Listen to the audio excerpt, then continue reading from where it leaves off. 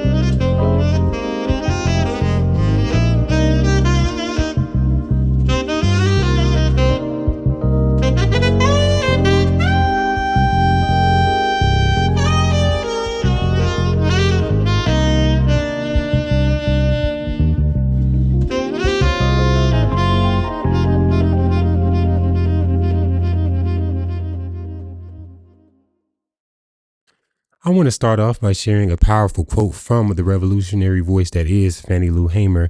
It is from an instance of where she was brutalized by police in Winona, Mississippi. And you probably know it, but it is, "I am so sick and tired of being so sick and tired." This quote is going to be key to understanding the relationship between the demanding nature of capitalism, of its laborers, and the negative effects that it has on their mental and physical health, leading to what's popularly recognized as burnout. For those who don't know, burnout is a state of emotional, physical, and mental exhaustion caused by prolonged or excessive stress from a situation like work or other life demands, such as, artistry, like we're talking about today, or even parenting, because parenting truly is a full-time job for mothers and fathers. And I know personally, just hearing that definition can be a trigger for most people in the United States because at some point in our lives, we have experienced this while simply trying to survive. Chances are highly likely that if you work in the US, you are being underpaid and overworked.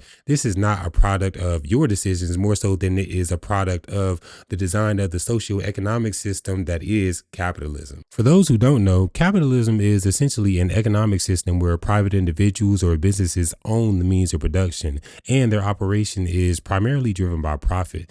The issue arises due to the profit motives of these individuals and businesses and how it creates a culture of intense competition and productivity that systematically exploits and devalues labor.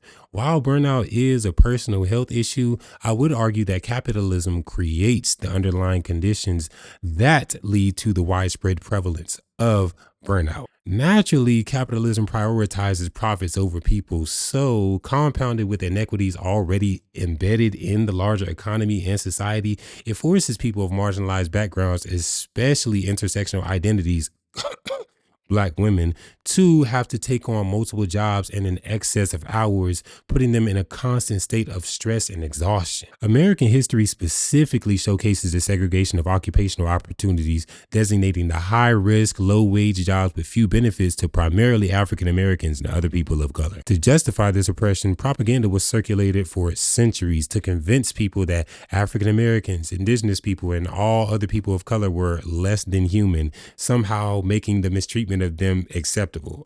The capitalistic act of prioritizing profits over people affects artists and creatives as well because it essentially filters what becomes popular because profits are also placed over passion. Once upon a time, the value of creative products used to be what it was worth culturally, but under capitalism, it has been redefined as its potential profitability. This forces artists to shift their focus on producing what is commercially viable other than what is genuinely creatively fulfilling. Under this model, artistic freedom is effectively suppressed in favor of commercial appeal. This limits diversity, absolutely, and it also empowers the wealthy patrons and corporations who control the art market already. This creative suppression and oppression causes spaces initially cultivated by creatives for creatives that are primarily composed of historically marginalized people to slowly but surely become unlivable due to the rising cost of living that comes with gentrification. This exact kind of financial stress forces artists and creatives alike into isolated circumstances,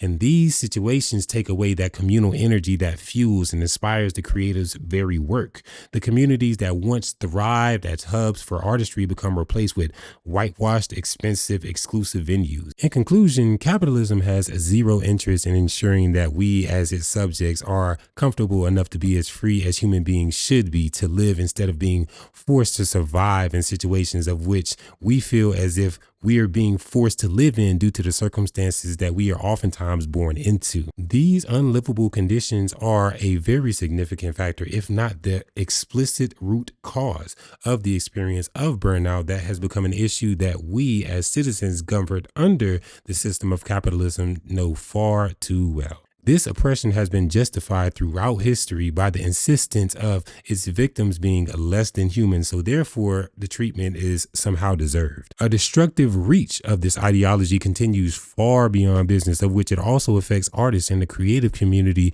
as a whole. By not only prioritizing profits over people, but also over passion, capitalism continues to destroy both the freedoms and the communities that were once perceived by many as their only safe places. Thank you so much for tuning in for my first real episode ever. I appreciate all of you because y'all never fall short of the love that you have for me. If you do have a little more love to spare, as always, I would deeply appreciate a like if you enjoyed the episode and a comment right below to let me know how you feel about the issue. Do not forget to subscribe to stay up to date with the latest episodes and other content. Until next time, stay peaceful with love.